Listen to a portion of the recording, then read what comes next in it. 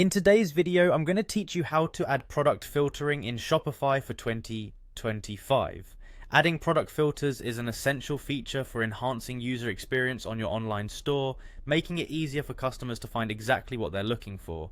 So let's dive right in and get started with setting this up on your Shopify store. First things first, you need to navigate to the Shopify admin panel. Log into your Shopify account and head to the My Store section. You'll find this on the home page after logging in. This is where all the magic happens, as you have the control to customize your store to suit your needs.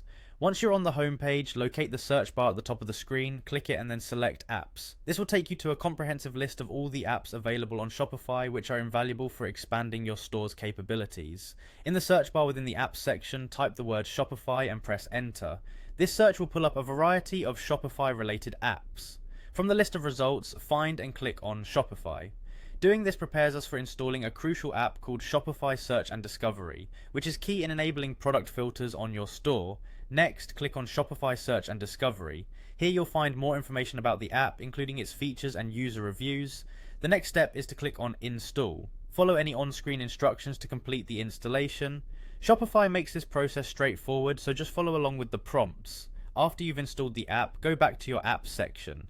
Now you should see Shopify Search and Discovery listed there.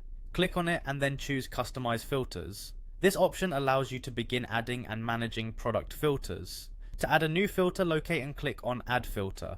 You will be prompted to select source, which is where you choose what kind of source you want the filter to apply to. Typically you'll want to target products, so go ahead and select products. After selecting the source, you will see another option to click on Save.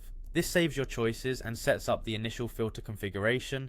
Finally, you might want to add additional filters to refine product visibility further. Click on Filters again in the Shopify Search and Discovery app and choose Add Filter to repeat this process, selecting your desired source each time and saving your changes.